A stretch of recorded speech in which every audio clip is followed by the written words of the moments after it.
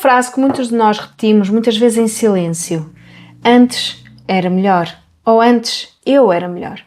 Neste episódio de Pensar com o Coração, falamos sobre a comparação com esse eu de antes idealizado.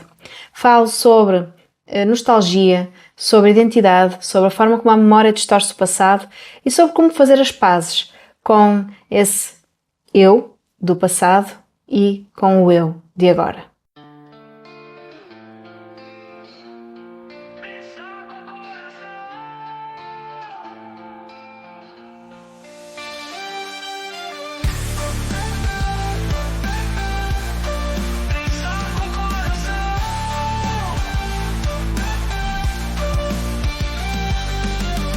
Bem-vindo e bem-vinda ao podcast Pensar com o Coração.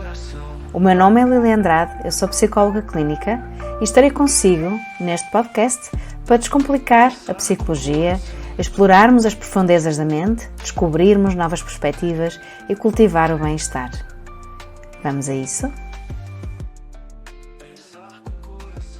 Antes era melhor, antes eu era melhor. Esta frase é muitas vezes repetida, não é? Muitas vezes repetida com dor e com sofrimento por parte das pessoas. Antes era mais bonita, antes tinha mais energia, antes não tinha estes medos todos, antes sabia exatamente quem eu era. E quando essa frase aparece, e ela aparece para muita gente, acontece algo curioso no nosso cérebro, que é nós começamos a olhar para o passado como se ele fosse um país estrangeiro onde nós vivemos uma vez e onde tudo era muito mais luminoso do que agora onde estamos a viver.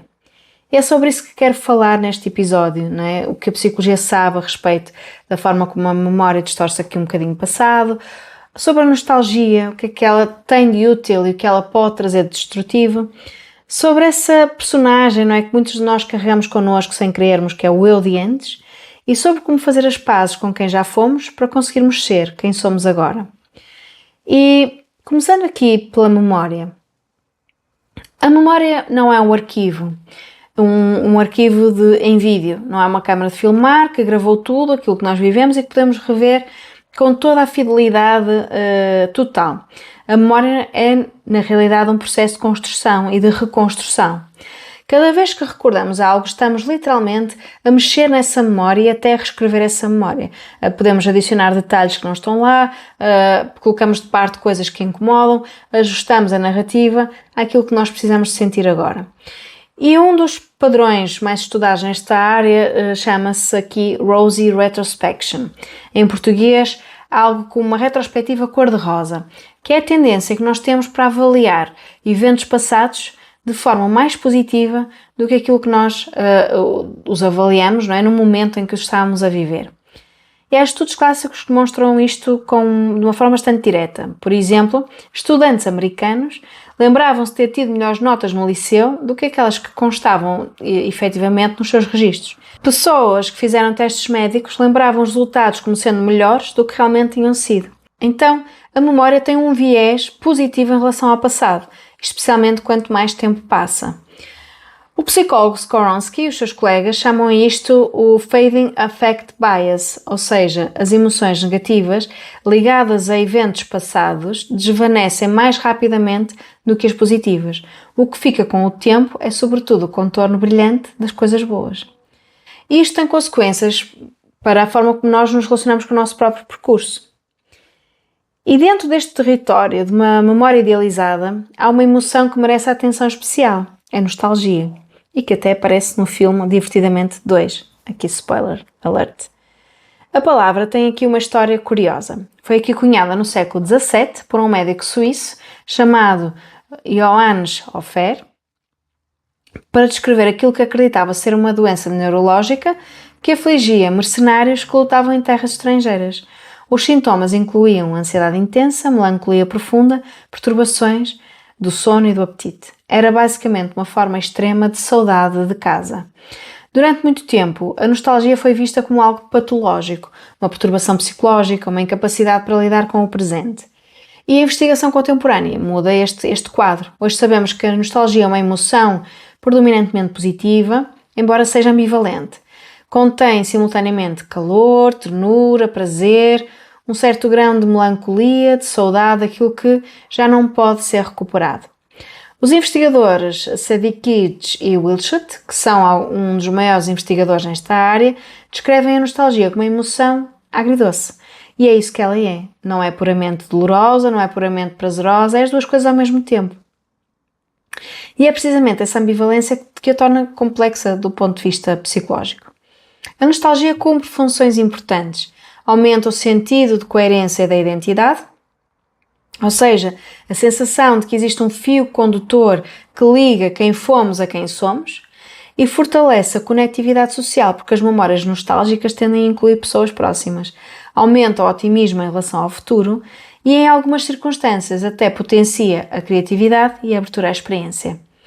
Mas a nostalgia também pode tornar-se um obstáculo.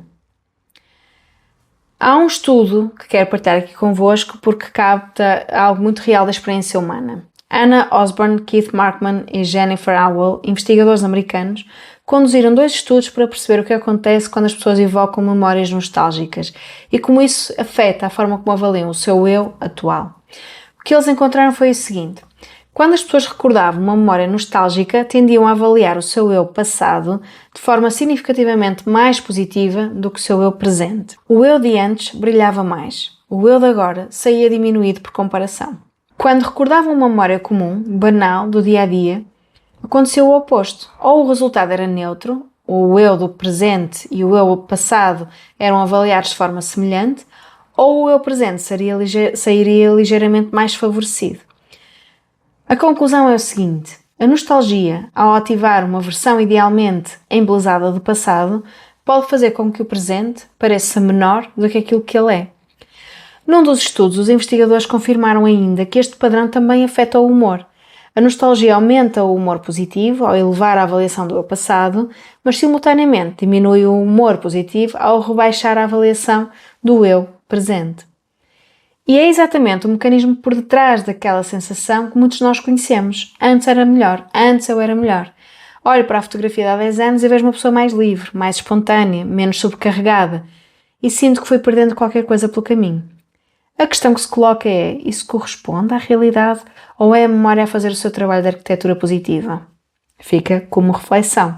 A psicologia traz também um conceito que é da comparação temporal. Assim como nós nos comparamos frequentemente com outras pessoas, estou melhor ou pior do que ela, também nos comparamos com versões passadas ou futuras de nós mesmos. E esta comparação pode ser muito útil. Olhar para quem éramos antes de uma conquista, de um crescimento, de uma mudança difícil, pode fortalecer a nossa autoestima. Olha o caminho que percorri. Olha aquilo que eu superei. Aquilo que eu fiz. Só que a comparação temporal tem uma armadilha particular quando envolve a nostalgia. O problema não é lembrar o passado, o problema é quando o passado se torna o padrão de avaliação, quando o eu de antes se transforma na régua com que nós medimos sempre o eu de agora. E quando essa régua foi construída numa memória seletiva, que apagou as dificuldades, conservou apenas o brilho, traz aqui um prejuízo para o eu do presente. Então, vamos pensar aqui, quando olhamos para uma versão mais nova de nós próprios, o que é que nos lembramos? Provavelmente a energia, a abertura ou até mesmo certas capacidades que parecem ter-se perdido no tempo. O que é que nós não lembramos com a mesma nitidez? A insegurança daquela época, aquilo que nós não sabíamos ainda, as crises que ultrapassamos depois, os problemas que existiam naquela altura e que pareciam insuperáveis. Portanto, a memória filtra e o resultado desse filtro é um eu de antes que nunca existiu de facto com essa perfeição. E quando nós nos comparamos com uma versão filtrada, com esse personagem retrospectivamente embelezado, estamos inevitavelmente a perder. Há aqui um outro ângulo que eu gostaria de trazer e que é igualmente importante. A nostalgia, quando usada com consciência, pode na realidade ser um recurso para a identidade. Hong, Sedgwick e Wilshut, investigadores da Universidade de Southampton, publicaram um estudo fascinante sobre aquilo que chamam a continuidade global do self. A sensação de que existe um fio de coerência a ligar o eu do passado, o eu do presente e o eu do futuro. E descobriram algo muito importante. A nostalgia favorece essa continuidade, não ao fixar a identidade, mas ao ajudar a construir uma narrativa, uma história viva com sentido. O mecanismo principal que encontraram foi precisamente a narrativa. Quando evocamos memórias nostálgicas, tendemos a dar forma narrativa à nossa vida, a ver os eventos como uma parte da história, com progressão, com causalidade e com sentido.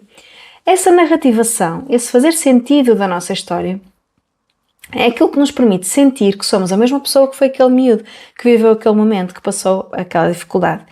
Ou seja, a nostalgia usada desta forma não nos prende ao passado, ela conecta-nos a ele. Há uma diferença entre as duas coisas. E a identidade não é um estado fixo que nós temos que preservar, é um processo em movimento, uma narrativa que nós vamos construindo e que vamos revisitando ao longo da nossa vida.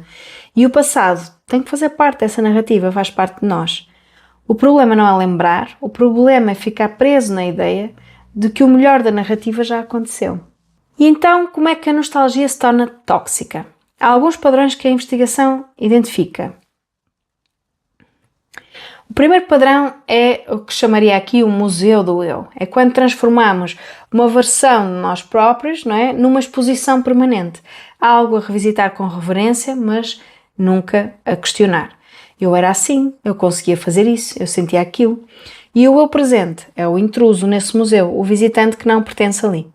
O segundo padrão é o uso da nostalgia como evitamento.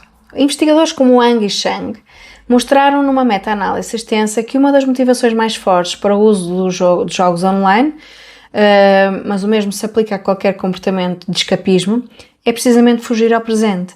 E a nostalgia pode cumprir essa função, ou seja, olhar para trás como forma de não olhar para o presente e muito menos para a frente. Quando a saudade do passado é sistematicamente mais confortável do que habitar o presente, vale a pena perguntar: o que é que existe no presente que me está a assustar tanto? O terceiro padrão é a comparação paralisante. Eu já não sou quem era, né? Já perdi algo de mim. Dito não como reconhecimento de que as pessoas mudam, mas como uma condenação, não é? Como se mudar fosse equivalente a falhar. Como se o crescimento, as perdas, as transformações que a vida impõe fossem provas de deterioração e não de percurso. Não de crescimento, de caminho, não é? E como fazer as pazes, não é, com este passado? Mas antes de chegarmos aí, gostaria de partilhar um dado que a investigação traz e que achei muito bonito. Sugimori, Yamaguchi e Kozumi, investigadores japoneses, conduziram um estudo sobre o efeito de escrever cartas compassivas para o eu do passado. Ou seja, aquilo que nós muitas vezes propomos em terapia, escrever uma carta dirigida a si próprio, de 5 anos atrás, por exemplo, com empatia, como se fosse a pessoa que melhor nos conhece. O que é que encontraram?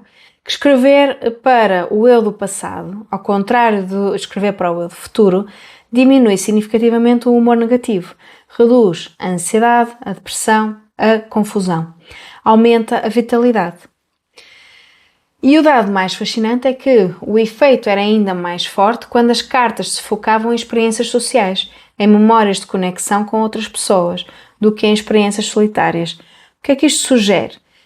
Primeiro, não precisamos de rejeitar o passado para avançar. Precisamos de nos relacionar com ele de uma forma muito diferente, com compaixão, em vez de julgamento, com gratidão pela pessoa que foi, em vez de nostalgia paralisante por aquilo que deixou de existir. O eu de antes não é o inimigo, torna-se inimigo quando nós o tornamos uma versão idealizada, não é? E quase impossível de replicar. E depois nos punimos, não é? Por não voltarmos a ser quem éramos. E então como é que nós podemos fazer as pazes, não é? Com quem nós éramos? A primeira é revisitar o passado com honestidade. Quando surge a sensação de antes era melhor, vale a pena fazer uma pergunta simples. Melhor em quê? Em quê exatamente? Lembrar também o que era difícil nessa altura, não é? O que é que não estava resolvido, aquilo que gostava. A memória seletiva não desaparece só por a nomearmos, mas nomear já ajuda. A segunda é reconhecer que mudar não é perder, não é? Uma das ideias que muitas vezes carregamos é de que a identidade é estável, que uma pessoa a sério sabe quem é e mantém isso, e nada muda. Mas aquilo que nós vemos é que crescer implica mudar, não é? Implica deixar muitas vezes versões de nós próprios que já não nos servem agora. Implica que o eu de agora seja diferente do eu de antes. Não pior nem melhor, diferente. A terceira é construir uma narrativa com intenção. Hong e os seus colegas mostraram que a nostalgia funciona melhor para a identidade quando gera narrativa, não é? Quando nos ajuda a ver a nossa vida com uma história com coerência. E isso é algo que nós podemos fazer ativamente.